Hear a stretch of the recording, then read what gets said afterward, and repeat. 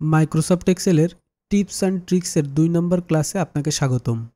আজকে আমরা শিখব মাইক্রোসফট এক্সেলের ডিগেট ফাংশন ব্যবহার করে কিভাবে একটা ডেটাবেস থেকে নির্দিষ্ট কোনো ভ্যালুকে কল করা যায়। এই কাজটি করার জন্য আমরা এমন একটি ডেটাশিট তৈরি করে নিব এবং ডিগেটের এই ফাংশনটি ব্যবহার করব।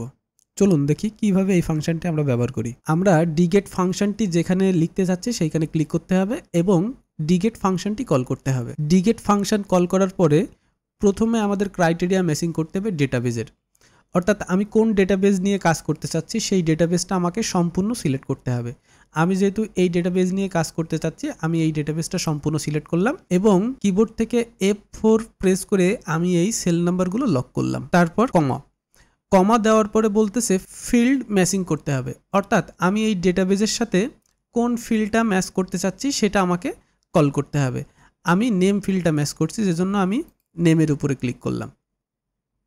তারপর কমা দিতে হবে এবং এই ডেটাবেজের সাথে আমি কোন ক্রাইটেরিয়া ম্যাচ করতে চাচ্ছি। আমি ক্রাইটেরিয়া ম্যাচ করতে চাচ্ছি আমার এই এমপ্লয় আইডি। আমি এই এমপ্লয় আইডিটা সিলেক্ট করে দিলাম এবং F4 প্রেস করে আমি এই সেল নাম্বারগুলো লক করলাম, ব্র্যাকেট ক্লোজ করি। এখন যদি কিবোর্ড থেকে আমি এন্টারে চাপ দিই তাহলে দেখবেন 109 নম্বরে যার নাম রয়েছে সেই নামটি এখানে চলে আসবে। সকল সেলে এই ফর্মুলাটি অ্যাপ্লাই করি।